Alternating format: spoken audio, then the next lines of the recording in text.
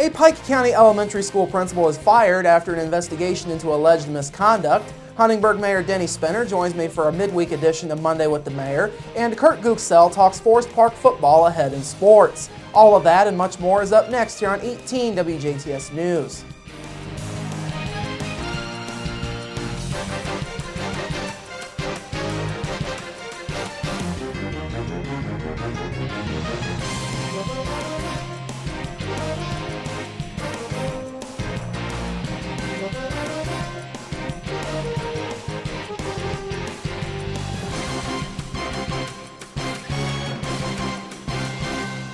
Hello, I'm Bradford Raths. In your news, an embattled Pike County elementary school principal was fired yesterday evening. Otwell Elementary Principal Rick Fears was let go last night by a unanimous vote of the 5-member Pike County School Board during a special meeting held last night. Fears had previously been on administrative leave pending a review by the school board.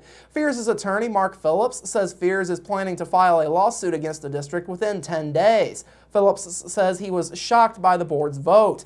He says he heard nothing during an executive session held back on August 27th from the school corporation's point of view that would have suggested that Fears be terminated or his contract be canceled. Fears and other school board members did not comment at the meeting, but in a findings of fact statement released this morning, the school board charged that Fears failed to follow guidelines for teacher evaluations spelled out in Indiana code, and additionally did not adhere to guidelines set out by the school corporation's RISE model of evaluation. Further, the statement says Fears did not provide written documentation regarding a specific situation as requested by the superintendent, and Fears had an argumentative and challenging tone when disagreeing with decisions made by the corporation. The board also charged in the statement that Fears violated testing guidelines, Family Education Rights Privacy Act or FERPA guidelines, and also tried to change data for a state report. Finally, the statement charges that teacher effectiveness and leadership actions were lacking at Otwell Elementary. As mentioned earlier, Fears had been on administrative leave. He was placed on leave last month while the investigation was taking place. Jim Isaacs was named interim principal at that point, and he will continue serving in that role. During Fears' tenure, Otwell Elementary was one of the top elementaries in the state, garnering 4-star school honors at the state level in 3 of the past 4 years. Additionally, in 2011, the school was named as a Blue Ribbon School by the U.S. Department of Education.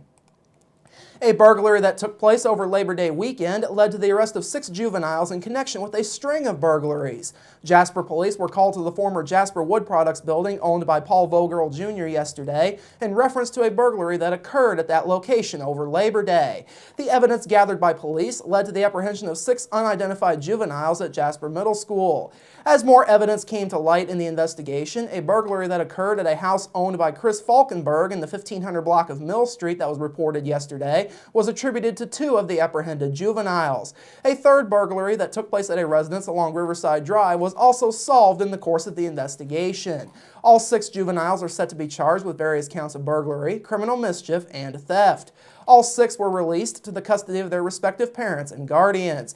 The investigation is still ongoing, and anyone that has any information is asked to contact Jasper Police at 482-2255 and ask for Detective Sergeant Rick Chambers. Calls may also be directed to the anonymous tip line at 481-COPS. Authorities say a woman who died on Patoka Reservoir over the weekend succumbed to a heart problem. Conservation Officer Jeffrey Milner said yesterday that 55-year-old Patty Hoskins Owens died of an acute heart event. Milner said an autopsy was performed at St. Vincent Salem Hospital on Monday. Officers had said Hoskins Owens had been in the water on a raft Sunday afternoon when she cried for help getting back to a boat.